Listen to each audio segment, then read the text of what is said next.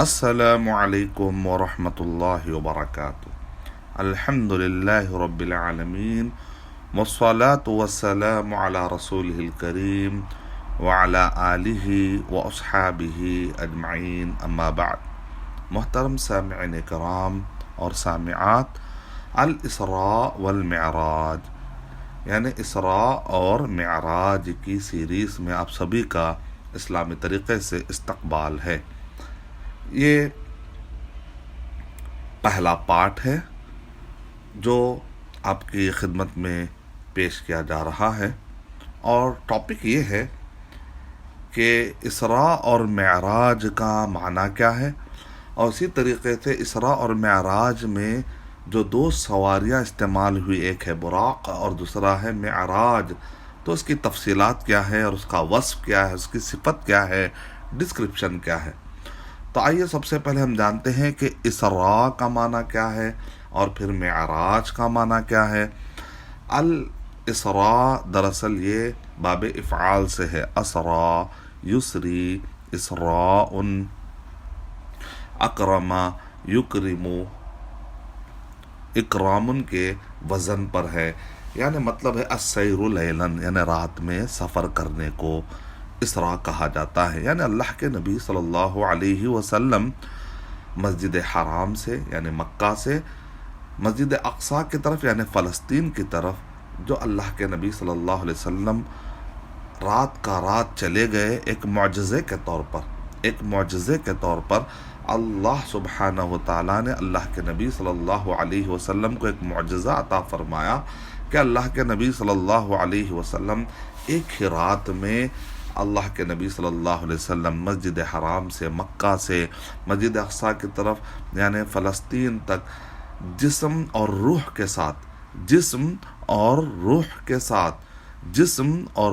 ساتھ یعنی مکمل شخص، ایسا نہیں کہ صرف روحانی بلکہ اللہ کے نبی صلی اللہ علیہ وسلم جسم اور روح کے ساتھ اللہ کے نبی صلی اللہ علیہ وسلم رات کا رات سفر کر جاتے ہیں، اور اس وقت پر جو وسیلہ نقل یعنی اس سفر کے لیے جو وسیلہ، جو سواری استعمال کی گئی ہے، اس کا نام براق ہے۔ پھر اس کے بعد اللہ کے نبی صلی اللہ علیہ وسلم فلسطین سے آسمانوں کی طرف جو اللہ کے نبی صلی اللہ علیہ وسلم گئے، اس کو معراج کہا جاتا ہے۔ تو امید ہے کہ الاسراء اور معراج کا معنی واضح ہو گیا ہوگا۔ معراج اس کی جمع معارج آتی ہے، یعنی سیڑھی کے معنی میں، یعنی وہ وسیلہ کہ جس کے اندر ایک سیڑھی کی طرح کوئی چیز ہو، اس کو معراج کہا جاتا ہے، جس کے اندر دو معنی پائے جاتے ہیں۔ ایک تو مفعال کے وزن پر اعلیٰ یعنی سیڑھی کا ایک معنی پایا جاتا ہے، اس کے اندر عروج یعنی آسمان کی طرف جانا، اونچائی کی طرف جانا، یہ بھی معنی اس کے اندر پایا جاتا ہے۔ تو اس طریقے سے عرج یعرج عروجن سے معراج مفعال کے وزن پر، اس میں اعلیٰ کے وزن پر اس کا معنی ہوتا ہے اونچائی کی طرف جانا، یا وہ وسیلہ جو ایک سیڑھی کی طرح تھا، جس کو استعمال کرتے ہوئے اللہ کے نبی صلی اللہ علیہ وسلم کو فلسطین سے آسمانوں کی طرف لے جایا گیا۔ تو اسراء کا معنی اور معراج کا معنی اس سے سامنے کھل کر واضح ہو جاتا ہے۔ اب آئیے مزید یہ ہم جانتے ہیں کہ اسراء یعنی مسجد حرام سے مسجد اقصیٰ تک جانے کے لیے جو سواری استعمال کی گئی ہے، اس براق کے بارے میں کچھ تفصیلات ہم حاصل کرتے ہیں کہ دراصل یہ جو براق ورڈ ہے یہ عربی کلمہ ہے، اور فعال کے وزن پر براق نہیں بلکہ براق اس کو کہا جائے گا۔ امام نووی رحمۃ اللہ علیہ نے اہل لغویین سے نقل کرتے ہوئے کہا کہ البراق اسم الدابہ التی رکبہا رسول اللہ صلی اللہ علیہ وسلم، ایک جانور کا نام ہے جس پر اللہ کے نبی صلی اللہ علیہ وسلم نے سواری کی ہے لیلۃ الاسراء یعنی اسراء کی رات میں۔ اور کہا ابن درید کہتے ہیں قال ابن درید اشتقاق البراق من البرق، تو اس کا معنی کیا ہے؟ اس کو بھی اہل علم نے جاننے کی کوشش کی، کہا کہ مشتق ہے یعنی ڈرائیو کیا گیا ہے براق یعنی برق سے، اور اس کا معنی ایک معنی اس کے اندر ہے سرعت یعنی بڑی تیزی کے ساتھ، جیسے ایک بجلی جیسے تیزی کے ساتھ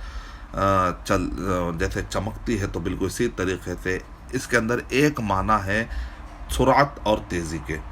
دوسرا معنی اس کے اندر پایا جاتا ہے سمیہ بذالک لشدت صفائہ و تلألؤہ و بریقہ، جس طرح بجلی کی چمک دمک ہوتی ہے اور صاف اور شفاف ہوتی ہے، تو کہا گیا کہ ایک صفائی یعنی اور اس کی چمک اور دمک کی وجہ سے اس کو براق کہا گیا، یعنی سرعت کی وجہ سے، تیزی کی وجہ سے، یا اس کے رنگ اور اس کے چمک کی وجہ سے، اس کے نظر آنے کی وجہ سے، نظر چمکتا ہوا نظر آنے کی وجہ سے دوسرا معنی لیا گیا۔ تیسرا معنی وقیل لکونہ ابیض، اور کسی نے کہا کہ نہیں اس کا معنی ہے سفید، جیسا کہ حدیث میں بھی وارد ہوا ہے۔ ابیض یعنی برق کا ایک معنی ہوتا ہے سفیدی، کیونکہ بجلی کے اندر دیکھنے میں ایک سفیدی کی طرح آپ کو نظر آتی ہے جیسے وائٹ رنگ ہوتا ہے۔ وقال القاضی يحتمل انه سمي بذلك لكونه ذا لونین، یعنی چوتھا معنی بھی بتایا جا رہا ہے کہ ڈبل رنگ، دو رنگ، جیسے شاتن برقا کہا جاتا ہے کہ جب ایسی کوئی بکری کے جس کا اون، جس کے اس کے جسم پر جو اون ہوتا ہے وائٹ میں کالا کالا اون بھی جھلکتا ہو تو بڑا خوبصورت نظر آتا ہے، تو دو رنگی، تو بالکل اسی طریقے سے وہ جو براق تھا اس کے اندر وائٹ اور کالے رنگ سے آمیزش کیا ہوا دونوں رنگ کا اس کے اندر چونکہ ذکر پایا جاتا ہے، تو شاید اس وجہ سے بھی اس کی طرف اشارہ کرتے ہوئے ہو سکتا ہے کہ وہ براق کے اندر دو رنگ پائے جاتے ہیں، دو رنگ کی طرف اشارہ ہے۔ اور اسی طریقے سے حافظ ابن حجر رحمۃ اللہ علیہ نے ایک مطلب بھی بتایا، وہ کہا کہ یہ بھی ہو سکتا ہے کہ مشتق ہی نہ ہو، یعنی کہ کوئی بھی وہ لفظ سے اس کا معنی سے تعلق ہی نہ ہو، بلکہ جیسا کہ ابن ابی جمرہ کہتے ہیں کہ خص البراق بذالک، یعنی براق کا ہی ایک نام رکھ دیا گیا، جیسے ایک نام رکھ دیا جاتا ہے تو گویا کہ یہ ایک نام ہے براق کا اپنا ایک نام ہے، اس کا کوئی معنی نہیں ہے، گویا کہ خاص ہو گیا ہے اسی جانور کے لیے، کیونکہ اب ایسا جانور، اس جنس کا جانور آپ کو کوئی اور نظر نہیں آتا، تو لہذا گویا کہ ایک الگ براق کی ایک الگ ہی مخلوق اور پہچان والی مخلوق کا نام ہو جائے گا جس کا کوئی معنی نہیں ہے۔ تو یہ ایک رائے بھی ہمارے سامنے آتی ہے۔ آئیے اس کے بارے میں اور ہمیں کیا معلومات ملتی ہے۔ صحیح بخاری حدیث نمبر 3207، صحیح مسلم حدیث نمبر 162 پڑھنے سے پتہ چلتا ہے کہ صحیح مسلم کے یہ الفاظ ہے کہ اللہ کے نبی صلی اللہ علیہ وسلم نے جو براق کا نقشہ کھینچا ہے، آئیے دیکھتے ہیں۔ اوتی تو بالبراق، کے میرے پاس براق لایا گیا، وہ ہوا دابۃ ابیض، یعنی ایک جانور تھا ابیض وائٹ تھا، طویل لمبا تھا، فوق الحماری گدھے سے اونچا، ودون البغل خچر سے کم، یضع حافرہ عند منتہا طرفہ، اور وہ اپنا کھر اور اپنا پیر وہاں پر رکھتا تھا جہاں پر تحد نگاہ جس کو کہا جاتا ہے، کہ جہاں پر نگاہ کی حد پہنچتی ہے وہاں تک، تو اتنا تیز دوڑنے والا یہ جانور تھا۔ اور اللہ کے نبی صلی اللہ علیہ وسلم کہہ رہے فَرَكِبْتُهُ حَتَّى أَتَيْتُ بَيْتَ الْمَقْدِسِ، یہاں تک کہ میں بیت المقدس، اکثر بیت المقدس کہا جاتا ہے لیکن کثیر پیمانے پر جو حدیث کی کتابوں میں بیت المقدس، ویسے قرآن مجید میں اس کو المسجد الاقصی سے بھی تعبیر کیا گیا۔ تو اتیت بیت المقدس، بیت المقدس تک میں پہنچ گیا، اور اللہ کے نبی صلی اللہ علیہ وسلم جب پہنچے تو آپ نے کہا فَرَبَطْتُهُ بِالْحَلَقَةِ الَّتِي يَرْبِطُ بِهِ الْأَنْبِيَاء، انبیاء کرام جس حلقے سے باندھتے تھے میں نے اس کو باندھ دیا اسی حلقے سے. یعنی مطلب یہ ہے کہ توکل کے نام پر سواری کو چھوڑ دینا نہیں بلکہ اسباب اپنانا چاہیے. توکل کا مطلب اسباب چھوڑنا نہیں بلکہ اسباب کو اپنانا ہے. جیسا کہ شیخ بن باز رحمۃ اللہ علیہ سے پوچھا گیا توکل کا معنی کیا ہے، تو آپ نے کہا الاعتماد علی اللہ بالاسباب المشروعہ، کہ مشروع اور جائز اسباب کو اپناتے ہوئے اللہ پر بھروسہ کرنے کا نام توکل ہے. یعنی مسبب حقیقی پر بھروسہ کرتے ہوئے اسباب کو اپنانا، مشروع جائز اسباب کو اپنانا، یہ ہے توکل. ناجائز اسباب کو اپنانا بھی غلط، اور اسباب کو چھوڑ کر توکل کے نام پر اللہ پر بھروسہ کرتے رہنا یہ بھی صحیح طریقہ نہیں ہے. جیسا کہ اللہ کے نبی صلی اللہ علیہ وسلم کہہ رہے ہیں کہ میں نے باندھ دیا. اور اس طریقے سے ہمیں معلومات ملتی ہیں. وہ جیسا صحیح ترمذی میں ہے کہ انس رضی اللہ تعالیٰ عنہ سے روایت ہے کہ جو سواری تھی اللہ کے نبی صلی اللہ علیہ وسلم کو اس پر سوار ہونے میں مشکل پیش آ رہی تھی، تو جبرائیل علیہ السلام نے کہا خطاب کرتے ہوئے اس سواری سے، اس براق سے، ابی محمد تفعل ھذا، کہ آپ محمد صلی اللہ علیہ وسلم کے ساتھ ایسا کرو گے، جبکہ کئی انبیاء کرام آپ پر سوار ہوئے ہیں، لیکن آج اکرم اللہ کے نبی، سارے مخلوقات میں سب سے زیادہ عزت والے نبی آج تجھ پر سوار ہے. اتنے عزت والے نبی کبھی تجھ پر سوار نہیں ہوئے ہیں. تو اس کے بعد وہ تھم گیا اور آسانی ہو گئی. تو اس سے کیا پتہ چلا؟ اس سے پتہ چلا کہ یہ براق صرف نبی صلی اللہ علیہ وسلم کے لیے نہیں بلکہ اس سے پہلے بھی انبیاء کرام کے لیے استعمال کیا گیا. اس سے پتہ چلا کہ یہ جو براق تھا ایک جانور تھا، وائٹ تھا، طویل تھا، جو گدھے سے اونچا اور خچر سے تھوڑا سا کم تھا، اور تا حد نگاہ یہ اپنے پیروں کو رکھتا تھا، مطلب اتنا تیزی کے ساتھ یہ دوڑتا تھا، اور اس کے لیے اس کی لگام بھی تھی، اور اسی طرح انبیاء کرام بھی اس پر سوار ہوا کرتے تھے. اور اسی طریقے سے یہ جو بتایا جاتا ہے کہ جب پہاڑ آتا تو وہ اپنے پیروں کو اٹھا لیتا تھا، تو یہ ساری باتیں صحیح نہیں ہے. تو ضعیف روایتیں کافی براق کے بارے میں، چونکہ دلچسپی کا موضوع ہے تو بہت سارے ضعیف روایتیں، من گھڑت روایتیں جمع کر دی گئی ہیں، اور اس وجہ سے ہم کو چاہیے کہ ہمیشہ صرف آتھینٹک باتوں کو ہی اپنے ذہن میں رکھیں، اور ضعیف حدیثوں کو اور اسی طرح من گھڑت باتوں کو اپنے ذہن سے نکالتے جائیں. اور اسی طریقے سے یہ بھی مشہور ہے، اکثر آپ نے دیکھا ہوگا بر صغیر میں، ہندوستان میں، اور اسی طریقے سے بہت سارے مقامات پر قبروں کے پاس ایک عورت نما ایک جانور کو، ایک گھوڑے کو اتارا جاتا ہے، اور اس کے 2 پر ہوتے ہیں، اور کہتے ہیں یہ براق ہے. نعوذ باللہ، عورت کی طرح بنانا، یا اسی طرح 2 پروں کا جو ذکر ملتا ہے، دراصل یہ بھی کوئی مرفوع یا موقوف حدیث سے بھی ثابت نہیں ہے. اور ابن حجر رحمۃ اللہ علیہ نے تو سختی سے رد کرتے ہوئے کہا کہ ایسا بالکل صحیح ثابت نہیں ہے، بلکہ یہ سب جھوٹی روایتیں ہیں، اور اس پر اعتماد نہیں کیا جا سکتا. اور اسی طریقے سے بعض لوگ اس کی اور تفصیلات بیان کر دیتے ہیں، کہتے ہیں جیسے اس کے اندر کچھ حصہ گھوڑے کا، کچھ حصہ اونٹ کا، کچھ حصہ گائے کا، کچھ حصہ اونٹ اور اونٹنی کا، اور اسی طرح اس کا سینہ ایک یاقوت کی طرح، اور اس کی پیٹھ جو ہے ایک موتی کی طرح. اور بالکل اسی طریقے سے یہ جو من گھڑت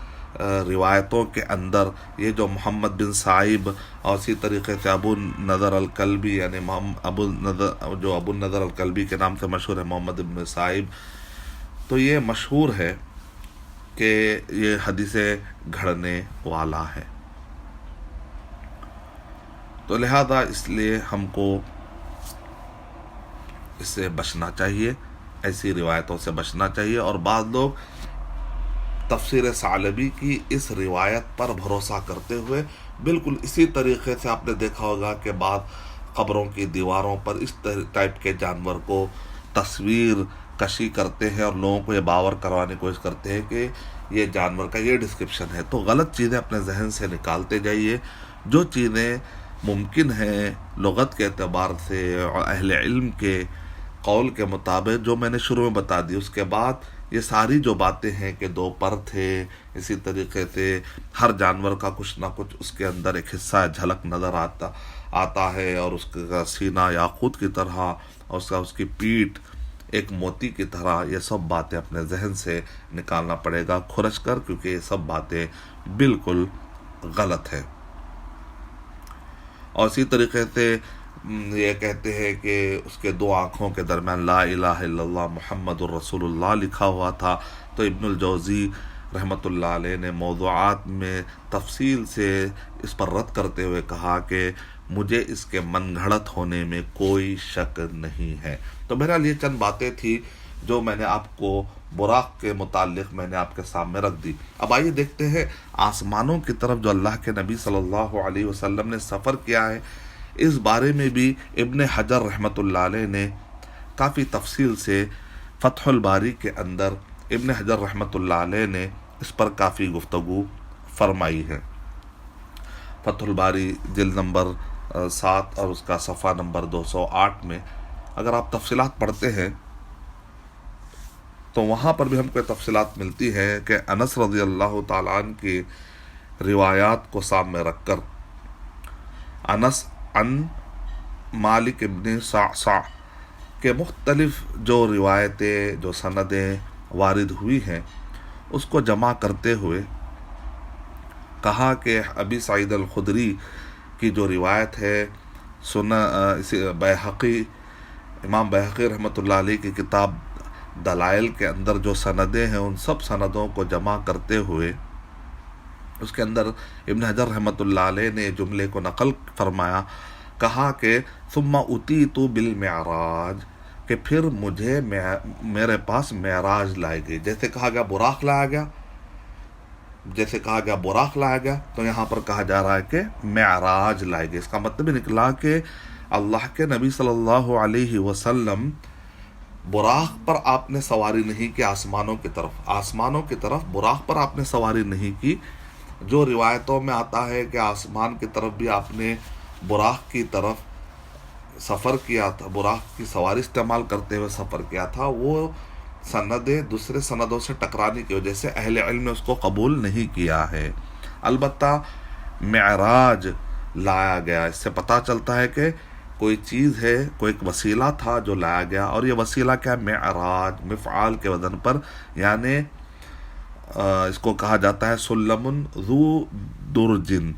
یعنی ایک ایسا وسیلہ تھا، ایک ایسی سیڑھی تھی جس کے لیے باقاعدہ جیسا اسٹیپ ہوتے ہیں، تو بالکل اسی طریقے سے ایک سیڑھی تھی جس کے جو اسٹیپ پیر، ایک پیر دوسرا پیر رکھنے کے لیے جو اسٹیپ ہوتے ہیں، بالکل اسی طریقے سے ایک سیڑھی تھی جو لائی گئی، اور اللہ کے نبی صلی اللہ علیہ وسلم اس کو آپ سواری کے طور پر استعمال کرتے، اس پر آپ ٹھہرتے ہیں. وہ ایک مرقات یا ایک سواری کی طرح تھا. تو ابن حجر رحمۃ اللہ علیہ ان ساری روایتوں کو جمع کرنے کے بعد کہتے ہیں کہ اگرچہ کہ روایتیں ضعیف ہیں لیکن یہ مختلف طرق سے ہمیں ملی ہیں جو ایک دوسرے کو وقد یشد بعضہ بعضا، تو یہ ایک دوسرے کو مضبوط کرتی ہے، جس کی وجہ سے اس کو قبول کر لیا جا سکتا ہے. تو اس لحاظ سے اگر ان روایتوں کو مان لیا جائے اور اہل علم ابن حجر رحمۃ اللہ علیہ کے تحقیق کے مطابق، تو اس کا مطلب نکلا کہ مسجد حرام سے مسجد اقصی کی طرف جانے کے لیے جو سواری استعمال کی گئی وہ براق ہے، اور فلسطین سے یعنی مسجد حرام سے مسجد اقصی کی طرف جاتے وقت پر جو سواری استعمال کی گئی وہ براق ہے، اور فلسطین سے آسمانوں کی طرف جو وسیلہ اختیار کیا گیا وہ ہے معراج. اور اسی کے اندر عروج کا معنی بھی پایا جاتا ہے. محترم سامعین کرام، الحمدللہ ہمارے سامنے یہ بات کھل کر سامنے واضح ہو جاتی ہے کہ براق کا معنی کیا ہے، اسراء کا معنی کیا ہے، معراج کا معنی کیا ہے، اور معراج کے اندر کس طریقے سے وہ سیڑھی کی شکل تھی جس پر اللہ کے نبی صلی اللہ علیہ وسلم آپ آسمان کی طرف جانے کے لیے اس کو استعمال کرتے ہیں۔ تو انشاءاللہ اسی پر ہم اکتفا کرتے ہیں، اور ابن کثیر رحمۃ اللہ علیہ کا بھی قول اپنے ذہن میں رکھے کہ ابن کثیر رحمۃ اللہ علیہ نے بھی البدایہ والنہایہ میں واضح کر دیا کہ بعض روایتوں سے جو توہم ہوتا ہے کہ آسمان کی طرف بھی براق پر گئے ہیں، تو دوسرے صریح روایتوں سے یہ بات قابل قبول نہیں ہوتی، کیونکہ اللہ کے نبی صلی اللہ علیہ وسلم براق کو آپ نے باندھ دیا تھا بیت المقدس کے مسجد بیت المقدس کے دروازے پر، اور اس کو پھر لینا یا اس پر سوار ہونے کا ذکر ہمیں واضح طور پر نہیں ملتا، اور اللہ کے نبی صلی اللہ علیہ وسلم نے اس لیے باندھا تاکہ واپسی میں وہ پھر کام آئے۔ تو یہ البدایہ والنہایہ میں آپ پڑھ سکتے ہیں، جلد نمبر 3 صفحہ نمبر 138 میں۔ اور امام سیوطی رحمۃ اللہ علیہ نے یہ کہا کہ احادیث صحیحہ پر غور کرنے سے پتہ چلتا ہے کہ معراج کا وسیلہ آپ نے اختیار کیا آسمان کی طرف جانے کے لیے، نہ کہ براق کا۔ تو امام سیوطی رحمۃ اللہ علیہ کی کتاب الآیۃ الکبریٰ فی شرح قصۃ الاسراء صفحہ نمبر 60 پر آپ نے واضح کر دیا، گویا کہ 3 کبار اہل علم نے ہمیں بتا دیا کہ اب براق کے ذریعے سے آپ نے آسمان کی طرف سفر نہیں کیا۔ تو انشاءاللہ یہ معلومات کام آئیں گی جب آپ اسراء اور معراج کے قصے سنتے اور سنائیں گے، تو اس وقت پر انشاءاللہ آپ کو یہ معلومات کام آئیں گے انشاءاللہ۔ تو پھر دیجیے اجازت، انشاءاللہ نیکسٹ سلسلے میں اور نیکسٹ آڈیو کلپ میں میں پھر مزید حاضر ہوں گا انشاءاللہ، مزید تفصیلات لے کر آپ کے سامنے۔ تب تک کے لیے آپ اجازت دیجیے ارشد بشیر مدنی کو انشاءاللہ۔ السلام علیکم ورحمۃ اللہ وبرکاتہ۔